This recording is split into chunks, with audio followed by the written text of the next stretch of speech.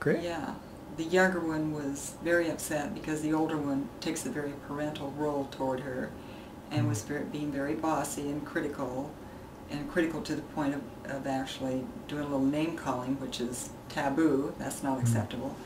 So I just sat them down and I had them start talking to each other and using the I language, and then we did a little problem solving, coming up with, okay, what would help your relationship? What do you need to do for each other? And got them to make a commitment, and they spoke their apologies. And so I found myself, like with a couple, doing conflict resolution with a couple, looking at, identifying the feelings, helping them to express those feelings and validating those, and then letting them come up with an idea for a plan on how they could improve their relationship. And then once they had the plan, telling them there would be a follow-up a week later, and getting their agreement that they would follow through on their part of the plan that would not be contingent on the other one following through. In other words, the other one could completely blow everything they had said they would do, but it'd still be on the other one to follow through. Now, these are teenagers. Right. So I know that even with adults that's hard sometimes if you have somebody in your face. But at least I'm there to support them if they get stuck. And so hopefully when we meet this Thursday evening and have our little session, that they will have good things to report. And from what I've observed, they're getting along much better. They actually went to the movies together. This together, not separately with their own friends. They actually went together this week. Oh, wow. So I really want them to get along because it's a lifetime relationship, and they're very different, just like many couples I see.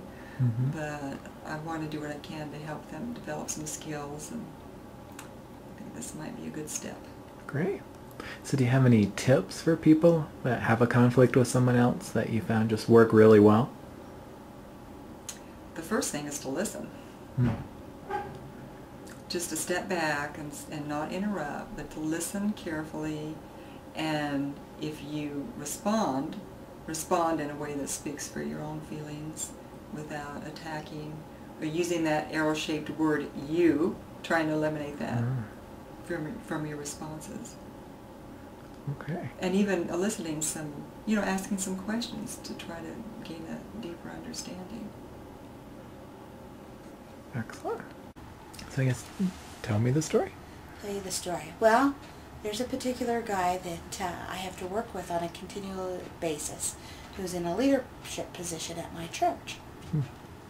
And he has a very relaxed leadership style, and kind of a fly by the seat of the pants, and talks about having vision but no real strategies and plans, and so often there's not a lot of follow-through. And a lot of the other people, like myself, that work in the leadership positions there also, are more planners and, want some follow-through and stuff like that. So early on, when you come into these situations, there's like a lot of conflict sometimes. And trying to work around how do you resolve it? How do you talk to people like that when you have different styles? And so him being in leadership, he gets bright ideas about how to do training on this stuff, which is totally opposite what he is, and there's still no follow-through. So sometimes a lot of us have had to adjust our styles a little bit, as far as at least our expectations, and actually work to be a little bit more, I guess, precise and clear on communication, and maybe, break it down into parts. Like, don't overwhelm the guy because he can't handle it, or he doesn't want to, or if you want something in particular resolved, you have to kind of break that down into a piece and say, what piece of this do we need resolved before we can move forward? And that seems to work best. Ideally, it would be nice if things changed drastically. He envisions that he changes a lot. He really doesn't, in most people's eyes. And sometimes you just have to, kind of concede the fact that he won't. Somebody in a position like that won't change. And so figuring out what is most important. That can be a really difficult place to be in. Because generally there's only a few choices. You know, you either continue under extreme conflict all the time, or you learn better to pick battles and resolve some of the internal conflict that you have yourself with the issues, or maybe you leave the situation because it's maybe not a healthy place for you to be in that position because you can't resolve some of that internal conflict. Gotcha. Do you have any tips, things you've learned over time working with people as a counselor that work as far as conflict resolution? Well, I think really trying to address it straight on helps, but in a manner that's, you know, obviously respectful, but not accusatory either. You know, more like, you know, it's a problem, it's not the person. Trying to get people not to personalize it, try not to personalize it yourself, but look at it as an issue or a problem that needs resolved, and that maybe there's several different angles to come at it. And work with people to see whether or not they will work at any of those angles. So not having, even though you think there's better ways, because you know, that's what we do as logistically sometimes thinkers. Well, it would be best resolved this way, or maybe this way. Well, maybe a third way isn't as efficient, or maybe isn't the best, but the other person's willing to work in that. So sometimes just look at it as a problem and having them help come up with solutions and then go with it. Because it's really the problem that needs to be solved. You know, we contribute to problems, but the more things are personalized, the worse conflict tends to get. Gotcha. I have a 13-year-old daughter, and so we have frequent conflicts. Sometimes I successfully negotiate them, sometimes it doesn't go well. But our most common conflict is about her room. It's always a mess. There's clothes all over the place. She takes food up there and leaves the plates. And so we've struggled to find a way to help motivate her to try to pick up her room and keep it clean, and she doesn't care about financial rewards, so that's not a motivating factor for her. We've tried, you know, kind of a punishment approach of saying, okay, if the room's not clean, then you know, can't do so and so.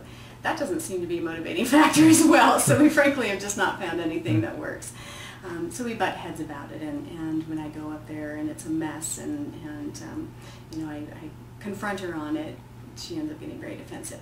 So the tactic that I most recently used with her was to just go with explaining to her why it affected me so much to have her room be a mess, and why it was an issue. And so just communicating with her honestly about saying, you know, first of all, with the dirty dishes, I'm just concerned about getting bugs and spiders up here, and I know you don't like spiders, and you know, keeping that stuff around, you're going to attract them. And secondly, you know, part of it is my own neurosis, that I was brought up to have a clean room, and so I know that that's my own issue, and trying to push that on you is not working. You're fighting against it because it's not your ideal. You want your room the way you have it. So we see things very differently about that. The other issue, though, is that when you have people come over, you know, they're going to see your room, and they're going to make a judgment about that, and your friends aren't going to be comfortable in there. So I'm concerned about how that's going to affect you when your friends start saying, oh, Haley's got a really messy room, and I don't even want to go over there.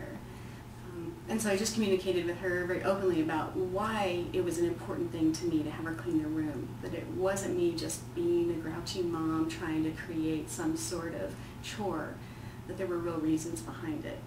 And she, being a really pretty insightful, deep kid, sat and listened and started to say, okay, I can understand that. We didn't get any promises or any resolution about whether she's going to do a better job of keeping it clean, but at least we understood each other, and she knew why it was an issue that I kept bringing up. All right.